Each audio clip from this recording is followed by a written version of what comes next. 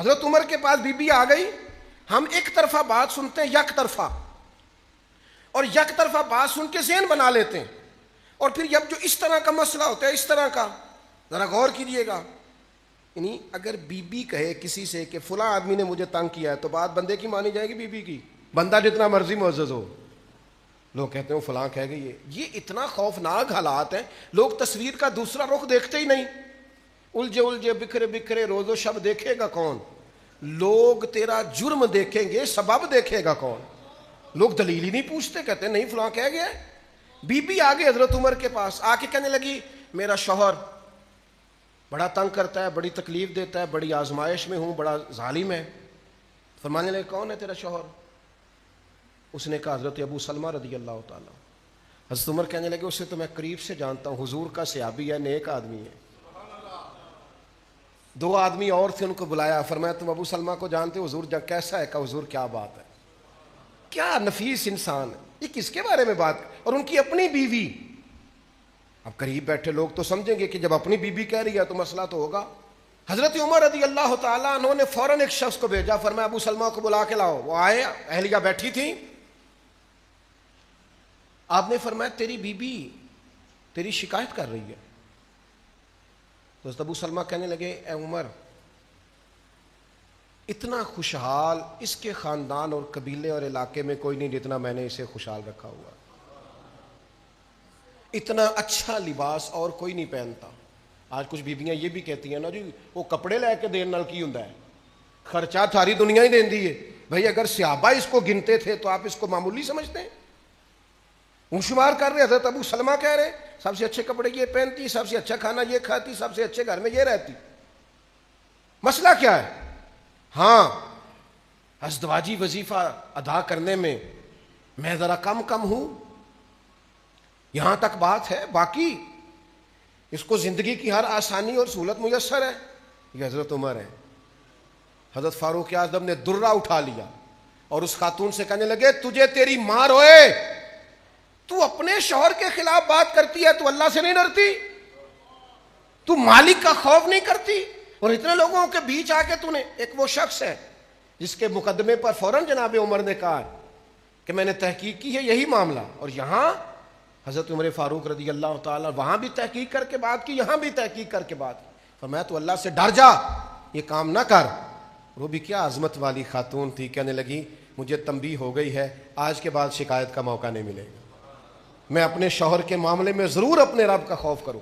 حضرت فاروق اعظم رضی اللہ تعالیٰ عنہ اسلام کا مضبوط قلعہ تھا. کوئی آدمی اگر ناجائز بات کرتا تو روکتے, کسی پر ظلم ہوتا تو روکتے, کہیں زیادتی ہوتی تو. حضرت عمر نے اپنے گورنروں سے کہا تھا تمہیں گورنر اس لیے نہیں بنایا گیا کہ تم لوگوں کی پشتوں پر درے برساؤ یا ان کی زمینوں پر قبضہ کرو, تمہیں تو اس لیے گورنر بنایا گیا ہے کہ تم سنت اور شریعت کا نفاذ کرو. تمہیں تو اس لیے گورنر بنایا گیا ہے لوگوں کی آسانی کے لیے تم فیصلے کرو. باقی ایک گورنر کے بارے میں پتا چلا ریشم کا لباس پہنتا ہے, بہت آسانی میں ہے, بہت موج کرتا ہے, کیا بات ہے, کھا رہا ہے, پی رہا ہے, لگا رہا ہے. عمر نے بلا کے فرمایا اس کے کپڑے اتروا کے نا اسے ٹاٹ کا لباس پہناؤ, اور آج کے بعد یہ گورنری نہیں کرے گا, یہ مال غنیمت کے اونٹ چرایا کرے گا. ایک وزیر کو لگائیں پاکستان میں آپ اونٹ چرانے کے لیے, صرف ایک کو. حضرت عمر کی ایک اس مرد خدا مست کی ایک بات پر عمل کرو, ایک وزیر کو اونٹ چرانے پہ لگاؤ. لیکن تم نے تو مذاق بنایا ہوا ہے, تمہیں پتہ ہے ہم نے نکالا تو دوسری سیاسی جماعت میں چلا جائے گا. تم تو ڈرتے ہو, تمہیں تو ایسے لوگ چاہیے جن کے ووٹ زیادہ ہیں. تو جناب فاروق اعظم رضی اللہ تعالیٰ عنہ, بصرہ کے گورنر کی شکایت آئی, ایک مجاہد آئے اور آ کے کہا حضور وہ جس شخصیت کو آپ نے بصرہ کا گورنر بنایا مجھے ان سے بڑی شکایت ہے. کہا کیوں؟ فرمانے لگے میں پلٹ کر دشمن پر حملہ کرنے کی قوت رکھتا ہوں, ایک طاقتور اور جانباز فوجی ہوں, میں نے بڑی جد و جہد کے ساتھ لڑائی کی ہے, جنگ کی ہے. مصنف ابن ابی شیبہ میں حضرت جریر ابن عبداللہ سے یہ روایت موجود ہے. کہنے لگے میں نے بڑی جد و جہد سے لڑائی کی, لیکن آپ کے بصرہ کے گورنر نے ایک تو مجھے مال غنیمت میں سے حصہ پورا نہیں دیا جو میرا بنتا تھا, اور پھر یہ کہ جب میں نے مطالبہ کیا تو مجھے 20 کوڑے مارے, میرا سر منڈوا دیا ہے، مجھے تکلیف دی ہے۔ آپ کسی آفیسر کے خلاف بات کر کے تو دیکھیں۔ اور ہمارے ملک میں ویسے بھی جو ملازم ہیں وہ ڈیوٹی نہیں کرتے، وہ افسروں کو راضی کرتے ہیں۔ افسر راضی رہیں تو آپ ڈیوٹی کریں چاہے نہ کریں، اور اگر افسر ناراض ہیں تو پھر آپ ڈیوٹی کریں بھی ساری تو پھر بھی آپ ڈیوٹی نہیں کر سکتے، وہ سیٹ پہ قائم۔ یہ چلتا ہے ہمارے سرکاری اداروں میں اللہ ماشا۔ اس نے کہا جی ایک تو میرے ساتھ زیادتی ہوئی، مجھے مال غنیمت نہیں دیا گا، اور اگر میں نے بات کی تو پھر آپ کو پتہ ہے جس کی بات کریں بگڑ جاتا ہے، تو پھر مجھے کوڑے لگے 20 اور میرا سر منڈوا دیا، اور یہ بال میں آپ کے پاس لے کے آیا ہوں۔ حضرت عمر فاروق رضی اللہ تعالیٰ عنہ نے گورنر صاحب کو خط لکھا، اور یہ ذرا جرت دیکھو سیدنا فاروق اعظم کی۔ آپ فرمانے لگے بات میں نے سن لی ہے، گواہیاں میں نے منگا لی ہیں، پتہ میں نے کر لیا ہے، معلومات مجھے ہو گئی ہے، جو یہ بندہ کہہ رہا ہے بات بالکل ٹھیک ہے۔ اب میں آپ سے کہتا ہوں کہ آپ کو بدلہ دینا ہے، سر بھی منڈوانا پڑے گا۔ میں آپ کو صحیح سند سے روایت سنا رہا ہوں مصنف ابن ابی شیبہ سے، یعنی گورنر کا سر مونڈا جائے گا ایک عام آدمی کے لیے؟ اتنی جرت تو آپ چھوٹے سے افسر کے لیے نہیں کر سکتے۔ فرمایا سر بھی آپ کا مونڈا جائے گا، 14 کوڑے بھی لگیں گے، بس آپ یہ بتا دیں کہ آپ نے اس کے ساتھ یہ جو سارا کچھ کیا یہ اکیلے میں کیا کہ لوگوں کے سامنے کیا ہے؟ اگر اکیلے میں کیا ہے تو سزا تنہائی میں اکیلے میں، اور اگر سب کے بیچ کیا ہے تو سزا بھی سب کے بیچ ملے گی۔ حضرت فاروق اعظم نے اس شخص کو دیا، رکا، بھیجے ساتھ لوگ، وہاں جا کے گورنر صاحب کو بھرے مجمع میں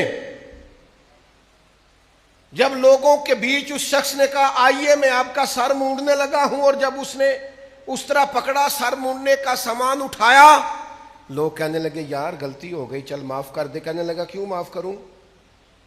گویا وہ زبان حال سے کہہ رہا تھا، وجد میں کہہ رہا تھا، کیسے معاف کروں؟ یہ عام حکومت نہیں، یہ رسول اللہ کے خلیفہ کی حکومت ہے، خلیفہ برحق کی حکومت ہے۔ یہاں کسی غریب پر کوئی زیادتی ہو سکتی نہیں ہے۔ اس نے کہا کہ میں نہیں معاف کرتا، میں قصاص لوں گا، بدلہ لوں گا۔ قربان جائیں اس گورنر کی عظمت پہ۔ اس نے کہا یار تم نہ بولو، زبان حال سے کہنے لگے تم نہ بات کرو، میری واقعی غلطی ہے۔ گورنر صاحب ممبر سے اترے، کرسی سے اترے اور زمین پہ بیٹھ گئے، سر سے پگڑی اتاری، فرمایا تو لے یار بدلہ، اتار میرے سر کے بال۔ اور جب وہ زمین پہ بیٹھ گئے تو پھر وہ شخص تڑپ گیا، پھر اس کا کلیجہ ذوق شوق سے گویا پھٹنے کے قریب آئے، کہنے لگا اللہ تو گواہ ہو جا، مجھے میرا قصاص گویا مل گیا ہے، میں تیری رضا کے لیے اسے معاف کرتا ہوں۔ اس میں آپ اس مزدور کا بھی، اس غریب کا بھی کمال سمجھیں جو ڈر کے سہم کے اندر نہیں بیٹھا۔ اس کو حقیقی جمہوریت کہتے ہیں، یہ اصل آزادی رائے۔ جا کر کے بادشاہ وقت، حکومت وقت کے ساتھ بات کرنا، اور امیر وقت سے کہا کہ میرے ساتھ زیادتی ہوئے، جرت اظہار، اور پھر کمال دیکھیے امیر المومنین کا سزا بھی سنائی۔ اور سارے لوگ حق کو قبول کرتے نہیں ہیں، غلطی دلیر لوگ مانا کرتے ہیں، غلطی جرت مند لوگ مانا کرتے ہیں۔ اپنے اندر کمزوری ہو تو کوئی خاص آدمی ہوتا ہے جو اپنی کمزوری کا احساس اور اقرار کرے۔ قربان اس گورنر کی شان پر بھی جنہوں نے کہا میں بدلہ دے کے مثال قائم کروں گا۔ اپنے اندر یہ ساری چیزیں پیدا کرنے کی ضرورت ہے، صرف ہمیں بدلے لینے نہیں۔ اگر ہماری غلطی ہے تو ہمیں پھر تھوڑا کٹہرے میں آنے کی بھی عادت ہونی چاہیے، زمین پر بیٹھنے کا بھی ہمارے اندر پھر حوصلہ ہونا چاہیے۔ لیکن ہم کہتے ہیں ہم نہیں، باقی ساری دنیا۔ تو حضرت عمر کو اللہ نے یہ کما، اور پھر ایسا ہی نہیں فیصلہ کر دیتے تھے۔ عمر صحابہ کے بیچ بیٹھے تھے، فرمایا تم بھی ان فتنوں کے بارے میں جانتے ہو جو نبی کریم نے بیان فرمائے؟ تو کہنے لگے ہاں۔ حضرت حذیفہ رضی اللہ تعالیٰ عنہ اور چند اور صحابہ بھی حاضر تھے۔ عرض کی امیر المومنین جانتے ہیں نبی پاک نے فرمایا مال فتنہ ہے، اولاد فتنہ ہے، تمہارا ہمسایہ پڑوسی تمہارے لیے آزمائش ہے، اور اس کی نجات یہ ہے کہ تم نماز پڑھو، صدقہ دو، نیکی کا حکم دو، برائی سے منع کرو، ان فتنوں سے بچ جاؤ گے۔ نماز پڑھ کے صدقہ کر کے نیکی کا حکم دے کے مال کے فتنے سے، اولاد کے فتنے سے، ہمسائے کی آزمائش سے بچ جاؤ۔ حضرت عمر کہنے لگے میں اس فتنے کی بات نہیں کر رہا، میں اور فتنے کی بات کر رہا ہوں جو دین کے معاملے میں آئے گا۔ تو حضرت حذیفہ کہنے لگے اے عمر، میں اس فتنے کے بارے میں جانتا ہوں، لیکن ایک دروازہ ہے اس فتنے کا جس دروازے نے اس فتنے کو روکا ہوا ہے۔ تو حضرت عمر فوراً بولے، فرمانے لگے پھر یہ بتاؤ کہ وہ دروازہ کھولا جائے گا کہ توڑا جائے گا؟ حضرت حذیفہ کہنے لگے وہ توڑا جائے گا۔ حضرت عمر کہنے لگے ٹوٹ گیا تو پھر تو فتنوں کا دروازہ کھول جائے گا؟ کہاں، قانون قدرت یہ ہے، فیصلہ ہی یہی ہے، تقدیر ہی یہی ہے کہ وہ دروازہ ٹوٹ جائے گا، بند نہیں ہوگا، پھر فتنے تیزی سے باہر نکلیں۔ مجلس برخاست ہو گئی، جناب عمر گھر تشریف لے گئے، لوگوں نے حضرت حذیفہ کو پکڑ لیا، بخاری میں موجود ہے کہ حذیفہ وہ کون سا فتنہ ہے، وہ کون سا دروازہ ہے جو فتنوں کے رستے میں دیوار بنا ہوا، اور پھر یہ کہ کھولا نہیں جائے گا اور توڑ دیا جائے گا، اور پھر یہ کہ ایسا ٹوٹے گا کہ فتنے باہر آ جائیں گے۔ تو حضرت حذیفہ چپ کر گئے اور سکتے کے بعد کہنے لگے وہ فتنے ہیں جو اسلام کی طرف آئیں گے، مسلمانوں میں پھیلیں گے، اور دروازے کا نام عمر ابن خطاب ہے۔ اور فرمایا یہ دروازہ کھولا نہیں جائے گا، توڑ دیا جائے گا، عمر شہید کر دیے جائیں گے۔ دوستو، حضرت عمر کو اللہ تعالیٰ نے وہ شان دی کہ ایک مضبوط مزاج